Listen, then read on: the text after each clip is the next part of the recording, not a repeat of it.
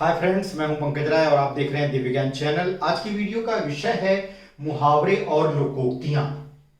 तो आज का वीडियो स्टार्ट करने से पहले मैं आपको ये बताना चाहूंगा कि मुहावरे और लोकोक्तियां क्या होती हैं। लेकिन सबसे पहले एक रिक्वेस्ट कर लेता हूं आपसे, और वो रिक्वेस्ट ये है कि मेरी वीडियो में भाई आप लोग लाइक बहुत कम करते हो और कमेंट बहुत कम लिखते हो। तो प्लीज गुजारिश है हाथ जोड़ करके कि एक वीडियो तैयार करने में भाई 3 से 4 घंटे लग जाते हैं, बहुत तकलीफ होती है।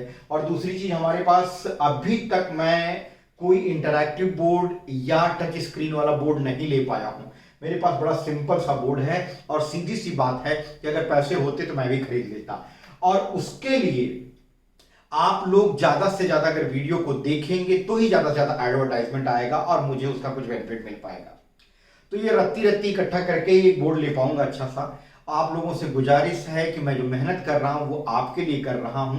मेरा कोई ऑनलाइन क्लास नहीं चलता जहां मैं आपसे अपील करता हूं कि भाई इतना पैसा दीजिए और मेरा क्लास लीजिए। मैं कोई ऐसी बुक नहीं बेच रहा हूं अपने चैनल के माध्यम से जहां मैं आपसे रिक्वेस्ट करूं कि इस विकल्प को या दिए गए ऑप्शन को क्लिक करके आप मेरे बुक्स को खरीद सकते हैं। ये सब रिक्वेस्ट भी मैं आपसे नहीं कर रहा हूं। ना तो मैं किसी तरह का ऐप आपको ओपन करने के लिए कह रहा हूं या पेड ऐप चला रहा हूं या वेबसाइट मेरी कुछ है, ऐसा कुछ भी नहीं है। तो प्लीज ज्यादा से ज्यादा लाइक करिए, इसे ज्यादा से ज्यादा लोगों तक शेयर करिए। और अगर आप नए सब्सक्राइबर हैं तो वीडियो प्लीज सब्सक्राइब कर लिया करिए स्टार्टिंग में ही, और घंटी का निशान दबा कर लिया करिए, फिर देखा करिए। अगर आपको लगता है कि वीडियो पसंद नहीं है और आपको लाइक नहीं करना है तो मत कीजिए, लेकिन पहले लाइक करके तब वीडियो देखिए। मेरा दावा है कि आपको पसंद आएगी। तो मैं बात कर रहा था कि मुहावरे और लोकोक्तियां क्या होती हैं। देखिए, मुहावरे और लोकोक्तियां दोनों एक ही चीज नहीं है। वो अलग बात है कि पुस्तकों में मुहावरे और लोकोक्तियों को एक साथ लिख दिया जाता है। न मुहावरे लोकोक्तियां हैं और न लोकोक्तियां मुहावरे जैसी होती हैं। मुहावरे क्या होते हैं? मुहावरे कंप्लीट सेंटेंस नहीं होते बल्कि वाक्यांश होते हैं। हम ये भी कह सकते हैं दूसरे शब्दों में कि ये वाक्यांश होने के अलावा हम दूसरे शब्द में ये कह सकते हैं उसके लिए कि ये शब्द समूह होते हैं जिनका सामान्य या साधारण अर्थ नहीं होता बल्कि विशेष अर्थ होता है। अब ये विशेष शब्द मैंने क्यों प्रयोग किया? विशेष का मतलब है कि उनके अंदर एक भाव छिपा होता है, वो वाला अर्थ लिया जाता है। अब मैं आपको कुछ उदाहरण भी उसके दिखाऊंगा। और दूसरी चीज ये बता देता हूं कि लोकोक्तियों से वो कैसे डिफरेंट हैं। तो पहली बात आपने जान लिया कि मुहावरे कंप्लीट सेंटेंस नहीं होते, पूर्ण वाक्य नहीं होते, बल्कि वाक्यांश होते हैं या शब्द समूह होते हैं जो अपने विशेष अर्थ के कारण भाषा की सुंदरता को बढ़ाते हैं, भाषा को ज्यादा प्रभावशाली बनाते हैं। और व्यक्ति अपनी भाषा को ज्यादा प्रभावशाली बनाने के लिए, ज्यादा अच्छी बनाने के लिए, लोगों को सुनने में और बोलने में मजा आ जाए, इसलिए इस तरह के शब्दों का युग्म या जो विशेष अर्थ रखते हैं उसको प्रयोग करते हैं। ये शब्द युग्म कैसे प्रयोग होते हैं या कहां से आ जाते हैं? ये शब्द युग्म एक परिपाटी से भाषा में चले आ रहे हैं, धीरे धीरे वो विशेष अर्थ रखने लगते हैं और मुहावरों में सम्मिलित उन्हें मुहावरा कहा जाता है। अंग्रेजी में इन्हें इडियम्स कहते हैं। आगे आ जाइए। अब बात एक चीज और छूट गई। मुहावरे जो होता है ज्यादातर, मैं ऐसा नहीं कह रहा हूं कि हमेशा और हमेशा, बल्कि मैं कहूंगा कि ज्यादातर ऐसा देखा जाता है कि ये वाक्यों के बीच में प्रयोग किए जाते हैं, वाक्य के अंत में प्रयोग नहीं किए जाते। जब आप मुहावरेदार भाषा बोलते हैं तो हम कहते हैं, भाई जैसे मेरा मित्र है, मान लीजिए उसका नाम दिनेश है, मैंने कहा भाई दिनेश तू तो यार ईद का चांद हो गया है। अब देखिए, ईद का चांद मुहावरे को मैंने वाक्य के बीच में बोला। मैंने ऐसा नहीं कहा कि भाई दिनेश तू आजकल कहां दिख रहा है, ईद का चांद है, ऐसा नहीं सेंटेंस बोला। मैंने उस सेंटेंस को बोलते समय जहां इतने दिनों तक कहा था उसी की जगह पर मैंने ईद का चांद लगा दिया। ठीक है। अब देखिए, तो ईद और चांद, ठीक है, यहां पर अगर उसका साधारण अर्थ निकालेंगे तो भाई जो ईद वाला चांद दिखाई देता है एक दिन पहले, उस वाले चांद की बात नहीं की जा रही है। जिस तरह से ईद का चांद जो एक महीने तक, पूरा 30 दिन तक आदमी व्रत रखता है, उसके बाद 30 दिन के बाद जब ईद का त्योहार आता है तो उसके एक दिन पहले शाम को जब चांद दिखाई देता है तो अगले दिन ईद का त्योहार मनाया जाता है। तो कहने का मतलब उस चांद का बड़ा बेसब्री से इंतजार होता है, वो जल्दी दिखता नहीं है। ठीक है। तो उसी तरह से वहां पर एक विशेष अर्थ लिया गया, ईद का चांद होना यानी दिखाई ना देना। तो मुहावरे क्या हो गया, अपना विशेष अर्थ रखते हैं या भावार्थ रखते हैं। लोकोक्तियां देख लीजिए कैसे मुहावरों से डिफरेंट है। अब इसके शब्दों पर जाइए। लोक मतलब लोगों द्वारा, उक्ति मतलब होता है कथन, लोगों द्वारा कहा गया कथन।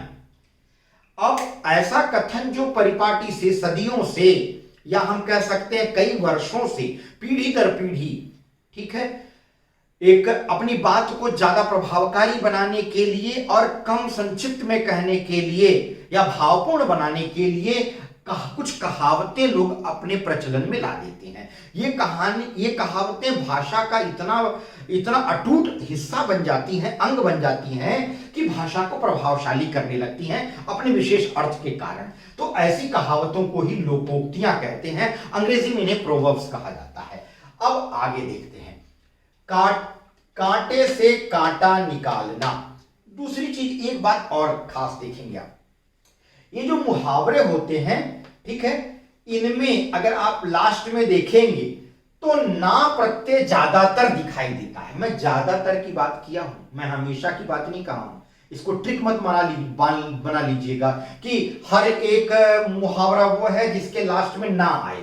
एक कसम नहीं मैं दिला रहा हूं कि नहीं, हाँ ना आएगा ही। ज्यादातर मैंने कहा कि ऐसा होता है कि मुहावरे ज्यादातर ना से खत्म होते हैं, ना प्रत्यय से। गौर करिएगा, कांटे से कांटा निकालना, इसमें क्या होता है, निकालना एक क्रिया है। ज्यादातर इसमें क्या होता है, लास्ट में क्रियाओं का प्रयोग किया जाता है।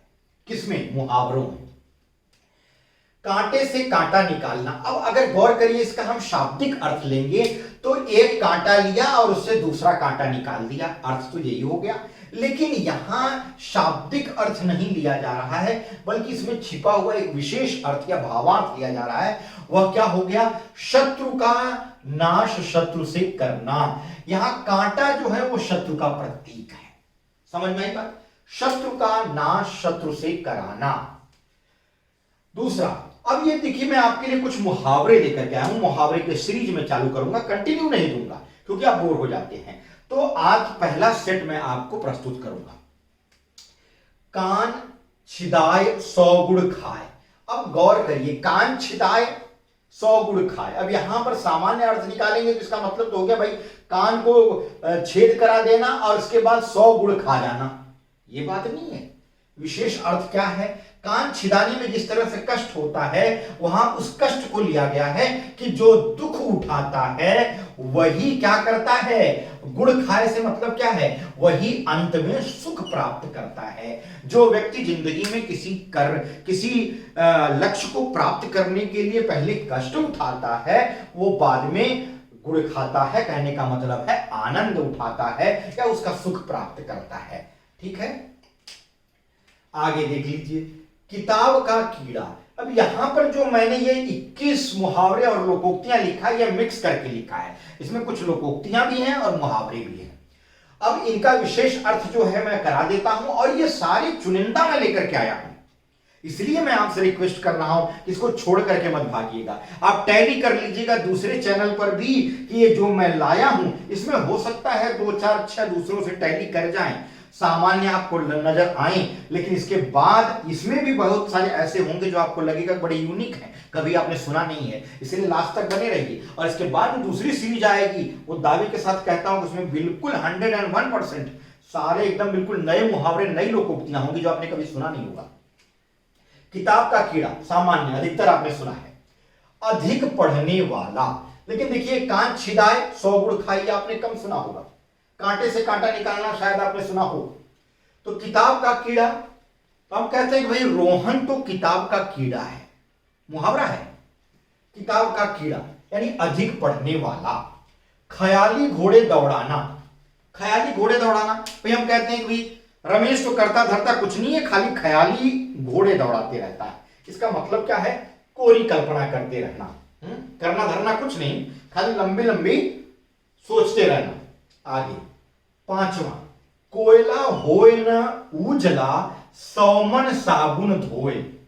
ठीक है, मन जो है ये मन की बात, हार्ट की बात या दिल की बात नहीं है। यहां मन एक पुराना पैमाना है। ठीक है, पैमाना, स्केल। पहले किलोग्राम नहीं हुआ करता था, तो उस समय सेर हुआ करता था। 1 किलो को लोग कहते थे 1 सेर अनाज दे दो। ठीक है, वो सेर होता था। और ऐसे ही 40 सेर का एक मन होता था। 40 किलोग्राम को एक मन कहा जाता था, ये एक स्केल था। तो कहने का मतलब है कोयला होए न उजला, कोयला जो होता है वो उजला नहीं हो सकता। शाब्दिक अर्थ बता रहा हूं। 100 मन साबुन धोए, 40 किलो 100 मन, एक मन में 40 किलो होता है, तो 100 मन का मतलब कितना हो गया? 4000।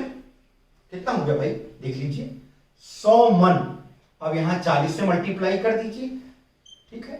4000 किलोग्राम साबुन से आप धो दीजिए तो भी कोयला उजला नहीं होगा, कोयला कोयला ही रहेगा। ये तो शाब्दिक अर्थ हो गया। विशेष अर्थ क्या है वो गौर कर लीजिए। नीच मनुष्य, जो गिरे हुए इंसान है, जो नीच है, नीच हरकतें करते हैं, तो ऐसे नीच मनुष्य हजारों उपाय करने पर भी नीचता नहीं छोड़ता। तो जैसे कोयले को आप 1000 मतलब 100 मन साबुन से भी धो दीजिए, कोयला कभी भी उजला नहीं होगा।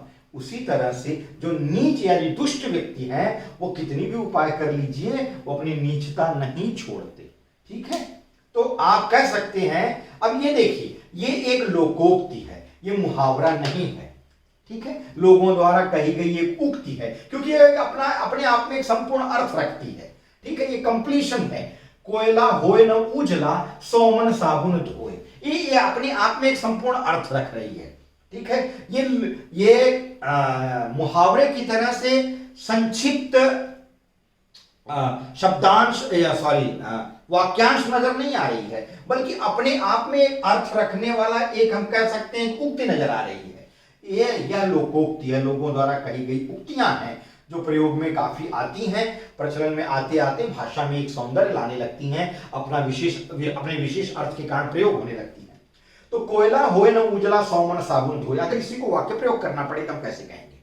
ठीक है, रमेश का मैं इतना उपकार करता रहा, लेकिन अंत तक रमेश ने हमें धोखा ही दिया। हम कह सकते हैं कि कोयला होए न उजला, 100 मन साबुन धोए। इस तरह से इसका वाक्य प्रयोग किया जाएगा। आगे देख लीजिए।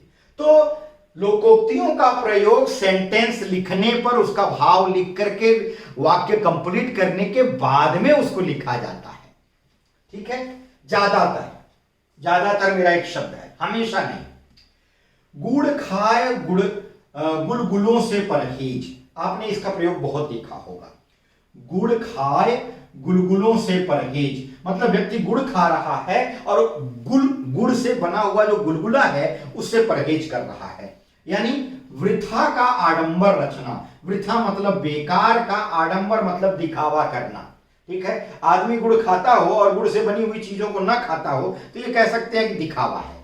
ठीक है, आगे तो वृथा का आडंबर रचना, गूलर का फूल हो जाना। अब देखिए, गूलर का फूल हो जाना, शाब्दिक अर्थ इसका भी वही। सामान्य ढंग से अगर देखें तो गूलर भाई एक पेड़ है। ठीक है, गूलर का पेड़, अब वो क्या होता है, उसमें गूलर का फूल लगता है। गांव में जब हम लोग छोटे थे तो हमारी दादी कहती थी कि गूलर के फूल को जो देख लेता है वो जिंदा नहीं बचता। ठीक है, और कहा जाता है कि रात में फूलता है 12 बजे और कितना बजे भगवान जाने। अब तो 1-1 बजे तक हम लोग जाग जाग करके टेलीविजन देखते हैं, समाचार देखते हैं। ठीक है, और तब के जमाने में जो भी खास दुर्घटनाएं होती थी या घटनाएं होती थी, सबकी कल्पना 12 बजे रात में ही की जाती थी, यानी डरावनी बातें। ठीक है, तो गूलर का फूल हो जाना, तो जिस तरह से गूलर के पेड़ में फूल का देखा जाना बहुत ही या कह सकते हैं कि दुर्लभ घटना है, बहुत सामान्य तौर पर दिखाई नहीं देता, मैंने तो कभी नहीं देखा है। तो उसी तरह से इसका विशेष अर्थ क्या होगा इस मुहावरे का? ये मुहावरा है लुप्त हो जाना। क्या हो जाना? लुप्त हो जाना। गूलर का फूल हो जाना यानी गायब हो जाना, दिखाई ना देना। भाई तुम तो गूलर के फूल हो गए हो, मतलब लुप्त हो गए हो, दिखाई नहीं दे रहे हो। आगे आ जाइए, घर का भेदिया लंका ढाई। ठीक है, अब ये किस सेंस में बना होगा? हो सकता है भाई लंका के राजा विभीषण, लंका के राजा रावण को धोखा दे करके विभीषण जी राम से मिल गए थे, शायद हो सकता है तब से ये निकल गया हो और तब से प्रचलन में आ गया हो, भगवान जाने। लेकिन इसकी बनावट देख करके तो ऐसा अंदाजा लगाया जा सकता है। घर का भेदिया लंका ढाए, तो कहने का तात्पर्य है कि लंका को किसने ढा दिया था? या लंका का सर्वनाश करने के पीछे कौन उसका भेदिया था, कौन उसके रहस्यों को, कौन उसकी गोपनीय बातों को बताया था कि भाई ये योद्धा इस तरह से मरेगा, इसका ये रहस्य है, मेघनाथ को मारने के लिए ये करना पड़ेगा, रावण को मारने के लिए ये करना पड़ेगा, कुंभकर्ण को मारने के लिए तो ये रहस्य कौन रखता था पूरे लंका का? वो थे विभीषण, और वो घर के ही थे। ठीक है, तो घर का भेदिया ने क्या कर दिया? लंका ढा दिया, लंका ही पूरा ध्वस्त कर दिया। तो इसका ये तो सामान्य अर्थ है, इसके अंदर विशेष छिपा हुआ अर्थ क्या है? आपस में बैर का बुरा फल होता है, आपस में जो बैर हो जाती है वो बुरा फल देती है। ठीक है, आगे चिता पर पांव रखना मुहावरा है। चिता पर पांव रखना विशेष अर्थ क्या है? व्यक्ति चिता पर पांव रख दे तो ये तो सामान्य अर्थ है, भाई हम चिता सजी हुई है, हम जाके उसमें पांव रख दें। ये पांव रखने वाली बात नहीं की जा रही है, बल्कि क्या कहा जा रहा है? मरण काल समीप आना। ठीक है, चिता पर पांव रखना का मतलब क्या है? व्यक्ति का मरण काल यानी आखिरी समय नजदीक आ गया है। आगे छछुंदर के सिर में चमेली का तेल। मजेदार है कि नहीं?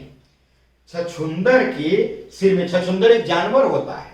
पहले गांव में जो नालियां होती थी ना, गटर बड़े खुले रहते थे, गांव की बात कर रहा हूं, जब हम लोग छोटे थे, आज के मैं समझता हूं 36-37 साल पहले की बात। तो उस समय क्या होता था?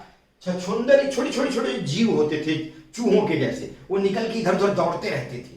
ठीक है, तो छछुंदर के सिर में चमेली का तेल। अब कोई छछुंदर के को बुला के बोलेगा कि आओ तुम्हारे सर पे हम नवरत्न लगा दे, ठंडा ठंडा कूल कूल, वो वाली बात नहीं है, बल्कि इसका विशेष अर्थ क्या है?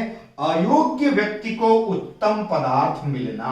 मतलब जैसे छछुंदर के सिर पर कोई चमेली का तेल नहीं लगा सकता, उसी तरह से हम कह सकते हैं कि अयोग्य व्यक्ति को कोई उत्तम पदार्थ मिलना। जैसे कोई किसी लायक नहीं है और उसको बहुत ज्यादा सम्मान मिल गया या कोई उपहार मिल गया, तो हम कह सकते हैं कि छछुंदर के सिर में चमेली का तेल। और ये क्या है? ये मुहावरा नहीं है, लोकोक्ति है, कहावत है। छछुंदर के सिर में चमेली का तेल मतलब आदमी किसी लायक नहीं है और उसको बहुत ज्यादा सम्मान मिल जाए या बहुत कोई उत्तम पदार्थ मिल जाए, उपहार मिल जाए, तब हम कह सकते हैं कि छछुंदर के सिर में चमेली का तेल। हम कह सकते हैं रमेश तो पढ़ाई लिखाई में बिल्कुल ढपोर संख था, लेकिन उसका रिजल्ट देखो, उसने तो सर्वोत्तम अंक प्राप्त किए हैं। हम कह सकते हैं कि छछुंदर के सिर में चमेली का तेल। ये तो वही बात हुई कि छछुंदर के सिर में चमेली का तेल, ऐसा वाक्य प्रयोग कर सकते हैं। आगे तूती बोलना। अब तूती बोलना का मतलब, तूती कोई बाजा नहीं है जो बोलने लगा। ठीक है, इसका मतलब क्या है कि आदमी, जब हम कहते हैं भाई उसकी तो तूती बोल रही है, अर्थात वो बहुत प्रसिद्ध हो गया, प्रसिद्ध होना। आगे देख लेते हैं 12वां, दमड़ी की घोड़ी 6 पसेरी दाना। लोकोक्ति है, मुहावरा नहीं है। दमड़ी की घोड़ी 6 पसेरी दाना। दमड़ी का मतलब है बहुत कम दाम वाली घोड़ी है, और 6 पसेरी। अब अगेन पसेरी क्या है? पसेरी पुराना स्केल है। 5 केजी का जो वेट होता था पहले जमाने में, उसको कहते थे पसेरी। ठीक है, हमारी दादी कहती थी कि बेटा 1 पसेरी आलू लेके आना। 1 पसेरी आलू मतलब 5 केजी आलू लेके आना। पसेरी का मतलब क्या हो गया? 5 केजी। 1 पसेरी में 5 केजी, तो 6 पसेरी मतलब 5 × 6 = 30 केजी। ठीक, तो दमड़ी की घोड़ी और 6 पसेरी दाना, यानी 2 कौड़ी की घोड़ी है और 6 पसेरी दाना खाती है, चना खा जाती है, तो ऐसी घोड़ी को कोई रखना चाहेगा? नहीं। अब इसका विशेष अर्थ क्या हो गया? ये तो सामान्य अर्थ है यार, ये तो मजाक के लिए बोला मैं, समझिए इसको। हैसियत से ज्यादा खर्चा, मतलब आदमी की औकात कुछ न रहे और घर में क्या है, कालीन बिछा के रखे, रेड कारपेट, ठीक है, और एसी में आराम से सोए और महीने का खर्च निकालना मुश्किल हो, तो हम कह सकते हैं कि भाई दमड़ी की घोड़ी और 6 पसेरी दाना। आगे दिल की लगी बुझाना। बहुत लोगों को दिल की लग जाती है और बुझाने लगते हैं, तो मतलब क्या है? दिल में कोई आग नहीं लगी है। वो गाना आपने सुना होगा, बीड़ी जिगर से जलाई ले पिया, तो जिगर से बीड़ी जलती थी। आगे दिल की लगी बुझाना मतलब मानसिक कष्ट शांत करना। दिल की लगी शाब्दिक अर्थ से कुछ ऐसी भनक विशेष अर्थ की लग रही होगी। इसका मतलब है, दिल की लगी का मतलब है जो मानसिक कष्ट है उसको शांत करना, बुझाना, इसका विशेष अर्थ है। ठीक है, आगे ये लोकोक्ति नहीं है बल्कि मुहावरा है। नाम निकल जाना मुहावरा है। नाम निकल जाना का मतलब भाई हम कह सकते हैं कि विकास दुबे का तो नाम निकल गया था। नाम निकल जाना मतलब कलंकित होना। हाँ, वो बड़ा कलंकित व्यक्ति था।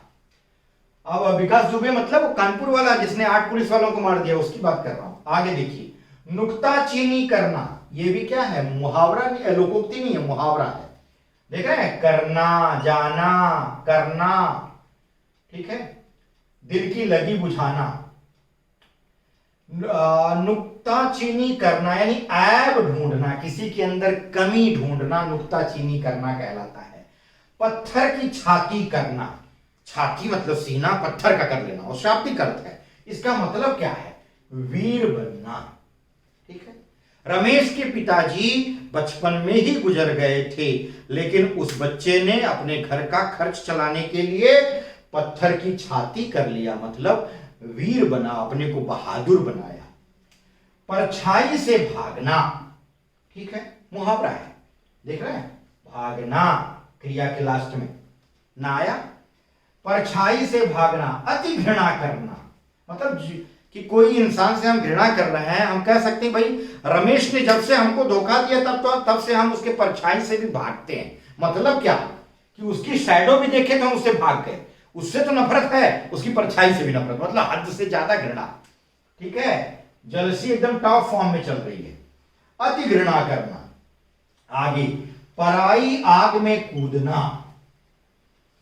आग में कूदना ऐसा हो सकता है, सामान्य अर्थ यानी दूसरे आदमी ने आग जलाई और हम जाके उसमें कूद गए। पराई आग में कूदना शाब्दिक अर्थ देखेंगे तो यही होगा, लेकिन इसका विशेष अर्थ क्या है, क्योंकि ये मुहावरा है, दूसरे के कष्ट में पड़ना, पराई आग में कूदना। यहां आग किस चीज का बोध करा रहा है, उसके कष्ट का, और पराई मतलब दूसरे की। विशेष अर्थ किसमें आया कि दूसरे के कष्ट में जब हम पड़ते हैं।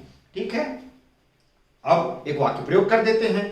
मोहन दिल का इतना भला है कि पराई आग में कूद पड़ता है, मतलब दिल का भला है, वो दूसरे के कष्ट में कूद पड़ता है, दूसरे के कष्ट में काम आता है। इसका सेंस ये आ गया। पर्वत पर कुआं खोदना, कोई आदमी पहाड़ पे कुआं खोदेगा तो जब तक, मान लीजिए पहाड़ है, ठीक है, अब हमारी ये चित्रकारी बड़ी विशेष है, समझ लीजिएगा। ठीक है, मान लीजिए पहाड़ है और ये है क्या, धरातल, मतलब जमीन का लेवल। जब तक बेचारा यहां से कुआं खोद करके यहां तक आएगा, ठीक है, तब तक तो जमीन के लेवल पे ही आया, मतलब फालतू का काम कर रहा है कुल मिला के। पर्वत पर कुआं खोदना का मतलब वृथा परिश्रम करना, बेकार में परिश्रम करना। मतलब क्या जरूरत है कि पहाड़ पे कुआं खोदने की, जब तक आदमी पहाड़ से लेकर के जमीन के धरातल पर आएगा, मतलब फोकट का काम करेगा। यही मतलब है ना भाई, पहाड़ पे कुआं खोदना। अगर हम इसका शाब्दिक अर्थ लेते हैं तो भी, तो विशेष अर्थ क्या है, अब उसी से विशेष अर्थ निकाला गया। विशेष अर्थ कहां से निकलता है, उसी के अंदर से कुछ सेंस लिया जाता है, इसकी वजह से विशेष अर्थ सोचा जाता है। उसका मतलब है बेकार में परिश्रम करना। जितने डिस्टेंस तक आदमी यहां कुआं खोदेगा, उससे अच्छा है कि अगर वो जमीन के लेवल पे खोदेगा तो जल्दी पानी मिल जाएगा। ठीक है, तो पर्वत पर कुआं खोदने का विशेष अर्थ क्या है, बेकार में परिश्रम करना। ठीक है, आगे, पहले आत्मा पीछे परमात्मा। पहले आत्मा पीछे परमात्मा, देखिए इसका भी, अब यहां पर पहले आत्मा पीछे परमात्मा का मतलब ये नहीं कि भाई पहले आत्मा आ गई और फिर बाद में परमात्मा आ गए, यहां वैसा कुछ सेंस नहीं है। यहां कहने का तात्पर्य पहले स्वार्थ, अपना स्वार्थ पहले देखना। पहले आत्मा मतलब पहले अपना स्वार्थ देखना, पहले अपनी पूर्ति करना, और बाद में पीछे दूसरे के हित का विचार करना। ठीक है, आपके पास बिल्कुल पैसे नहीं है, या उतने हैं जितने में किसी तरह से आपका खर्च निकल जाता है, आप उठे और दूसरे व्यक्ति को दे दिए। ठीक है, आप भी मरने लगे और पता चला दूसरे की भी पूर्ति अच्छे से नहीं कर पाए। तो पहले आत्मा पीछे परमात्मा। पारस हाथ लगना, पारस हाथ लगना, पारस एक पत्थर होता है जो बहुत कीमती होता है। अब यहां हम कह नहीं सकते भाई वो बहुत कीमती पारस पत्थर हमें हमारे हाथ लग गया, ये तो शाब्दिक अर्थ हो गया। विशेष अर्थ क्या हो गया, अलभ्य वस्तु यानी जो बहुत कीमती वस्तु है वो प्राप्त होना इसका विशेष अर्थ है। अब आप एक काम करेंगे, इसमें से कुछ विशेष कम से कम 5 आपके लिए होमवर्क दे रहा हूं, 5 विशेष लोकोक्ति या मुहावरा आप चूज करके उसका वाक्य प्रयोग करके कमेंट करके मुझे लिखिएगा, तब मैं जानूं कि आप समझे हैं। अगली वीडियो में एक नए विषय के साथ मैं आपसे फिर मिलूंगा, तब तक के लिए बहुत बहुत धन्यवाद।